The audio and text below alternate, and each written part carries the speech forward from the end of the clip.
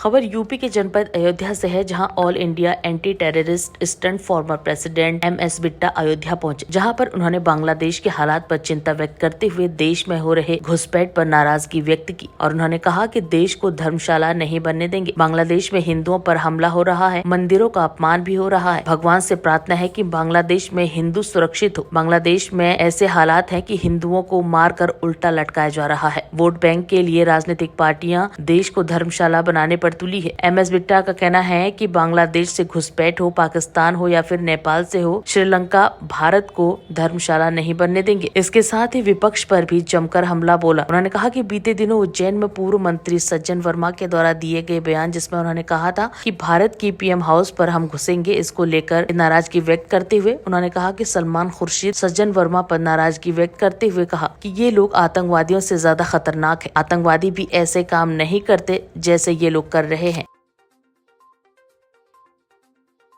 हमारा हमेशा यही मकसद होता है, हमारी भारत माँ सुरक्षित रहे, हमारे जवान सुरक्षित रहें, हमारा राष्ट्र मजबूत रहे। आज बांग्लादेश के अंदर जो हमारे भाई बहनों के ऊपर हमले हो रहे हैं, मंदिरों का अपमान हो रहा है, वो सब सुरक्षित रहें, कोई आफत ना आए, हमारा राष्ट्र सुरक्षित रहे, इसलिए मैं आया। बांग्लादेश में लगातार हिंदू मंदिर तोड़े जा रहे हैं, हिंदुओं पर हमला हो रहा है, आप कैसे देखते हैं इस पूरे मामले? देखो, हिंदू धर्म के मंदिरों के ऊपर हमले, हिंदू भाइयों के ऊपर हमले, मार करके उल्टा लटकाया जा रहा है और बांग्लादेश से इधर फिर धर्मशाला की तरह लोग आने शुरू हो गए कि इस मुल्क को धर्मशाला बना दे। धर्मशाला बनेगी तो वोट बैंक पक्का होगा, वोट बैंक पक्का होगा तो सत्ता आएगी, चाहे बांग्लादेश का घुस जाए या पाकिस्तान का घुस जाए, नेपाल का घुस जाए, श्रीलंका का घुस जाए, भारत माँ का तो हम धर्मशाला बनाएंगे। धर्मशाला किसी सूरत में नहीं बनने देंगे भारत को। सवाल सबसे बड़ा ये है, अगर हिंदू धर्म के मंदिरों पे हमले हो रहे हैं, अरे 110 करोड़ लोगों का देश है ये, दुनिया में बसे हुए अलग 32,000 करोड़ देवी देवताओं का देश, वो बांग्लादेश में अपमानित हो तो हिंदुस्तान की पॉलिटिकल पार्टियों से कोई आवाज़ ही ना उठे। आवाज़ उठे तो आवाज़ ये उठे कि हम बांग्लादेश में जो हुआ PM हाउस में घुस गए, हम यहाँ भी PM हाउस में घुस जाएंगे। ये तो आतंकवादियों से खतरनाक है। ये तो खालिस्तानियों को नहीं हमने घुसने दिया, वो लाल किला तक पहुँचे। ये तो आतंकवादी नहीं काम करते जो इन्होंने करना शुरू कर दिया।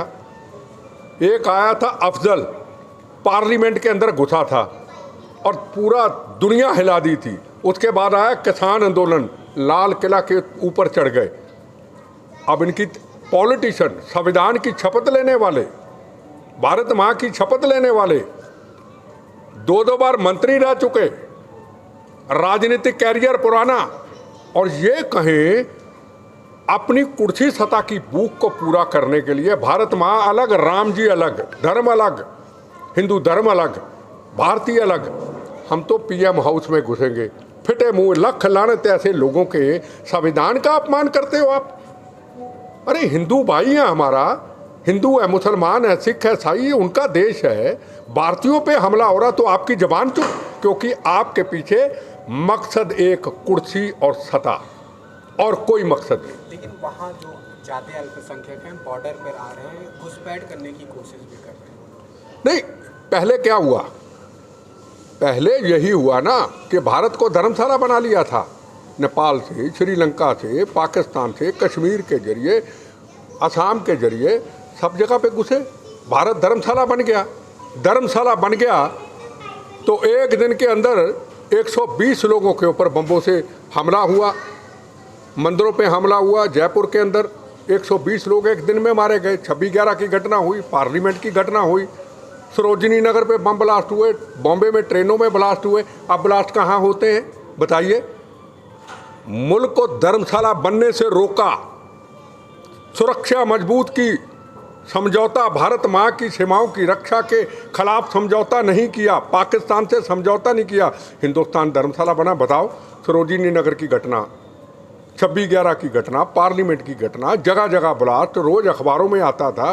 कश्मीर के अंदर भारत धर्मशाला बनने से रोक दिया, समाप्त कर दिया। ये लोग आज फिर भारत को धर्मशाला बना के पाकिस्तान से, श्रीलंका से, बांग्लादेश से लोगों को लाके अपनी वोट बैंक पक्का करना चाहते हैं। जो भी लोग हैं, जो पॉलिटिकल पार्टियां नहीं बोलती। किसने बयान दिया? सलमान खुर्शीद ने क्यों बयान दिया? जिम्मेदार व्यक्ति ने क्यों बयान दिया? पीएम हाउस में घुस जाएंगे।